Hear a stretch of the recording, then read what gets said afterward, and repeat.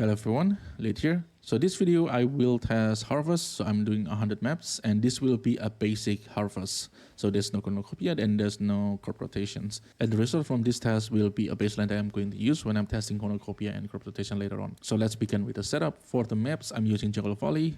You don't have to use Jungle Valley, but Jungle Valley have an advantage that you're not going to have a post altars. That especially give you more chances to find the quant altars, and quantity of the map will increase the amount of life force you get. And for the map itself, normal chisel until 20%, and then reroll until you have at least 85% quantity. That's the standard map that I use across all my tests, except for the definition card because that's one require high quality maps. But other than that, this is the standard map that I'm using. And if you have egg mod, use the egg mod. You will get more quantity and access, and that will contribute to you getting more life force. And for the scrap, I'm using harvest scrap of doubling. That will double the amount of life force. And I'm going to use 4 sacrificial fragments. This one is not mandatory. It gives 5% quantity for every single one of them, so I'm using for it additional 20%. The only reason why I'm using this because I have a lot of them, so it's just an extra quantity inside the map. But once again, this is optional, you don't have to use it. And also, I'm not going to fully clear the map. So basically how I'm going to do the map is I'm going into the map, I'm going to find any ore inside the map for the King's March, and then I'm going to go straight for the harvest.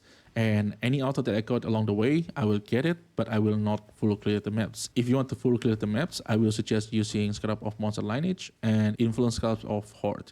That will give you more altars, and in turn you will get more quantity, and that will result in you getting more life force. But in this test, because I'm not full clear the map, I'm just going to use these 4 sacrificial fragments to get a little bit extra quantity. And for the map device, I'm just going to use quantity because we already have the harvest chance from the other tree. And speaking of other tree, this is the other tree that I'm going to use. I'm taking all the harvest nodes and harvest chance over here. I'm also blocking purple and blue because we are focusing on yellow because yellow is the most expensive life force.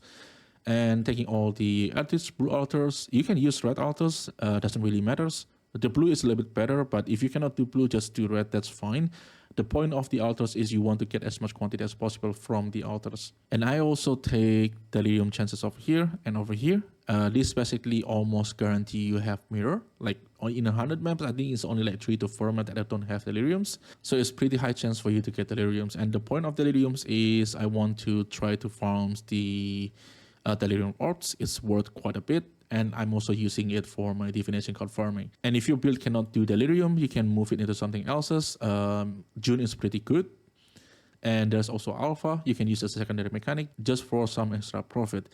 And the reason why I'm choosing delirium because delirium didn't add any extra time into the maps. And I'm also taking all the map nodes, and this is because I'm not full clearing the maps, so I need every single chance to get a map. It's pretty hard to sustain when you only like half clear the maps. And I'm also taking all the effect modifier node. This will increase the quantity and the passes inside the map, which is very crucial for the harvest. This will give you more life force. So I think that's all about the Atlas tree. Let's move to the spreadsheet so we can discuss the number a little bit. So this is the spreadsheet over here. As you can see, we are net 37.32 defined from 100 maps. So the profit I think is pretty good for a very simple and straightforward strategy.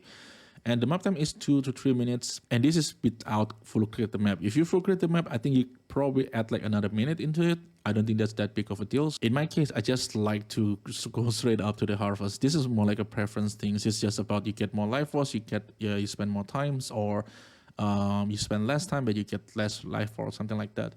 And the gold is not bad, like it's 10k gold per maps. I think if you full clear the maps, you will get a lot more gold. And for the cost itself, the only costs that are very meaningful is the scrap of doubling. This is quite expensive. But seeing from the net profit, we do make enough to compensate for it. So for the life force itself, I'm getting 138,000 yellow life force and 71,000 for other colors. And I'm also getting 2 sacred blossoms. This is pretty nice for profit. We also get quite a lot of daily orbs. And these daily orbs, you can sell them as it is. You can also change it into different type with harvest. That part is also doable. Usually I will aim for this 3, but in this league I think there's a lot more delirium orb that you can sell with a pretty decent price. I think like something like singular, I think that sell for like 1 divine for 11. I think it's because unique is quite useful this league for us. Yeah, so daily orb is pretty good profit. It's not too big, but as a secondary mechanic, it doesn't add any extra time. So I think it's a pretty good secondary mechanic. and I get 10 abomination map over here. That's pretty good for the profit. This is like 9 to define per hour with my speed, so I think the result is pretty good for a strategy that are very simple, very straightforward. And for the average life force, we get like 2.8k average. If we combine all of this, the life force wise is not that bad. I will say you can generate quite a lot of life force just by doing this very simple strat. And yeah, this will be the baseline that I'm going to use. The next one will be crop rotation. So if you want to see that one, hit the like and subscribe button. That also will help the channel a lot. So thank you everyone for watching. And once again, if any of you have any questions, leave it in the comment below. I will try my best to answer it. And I will see you in the next one.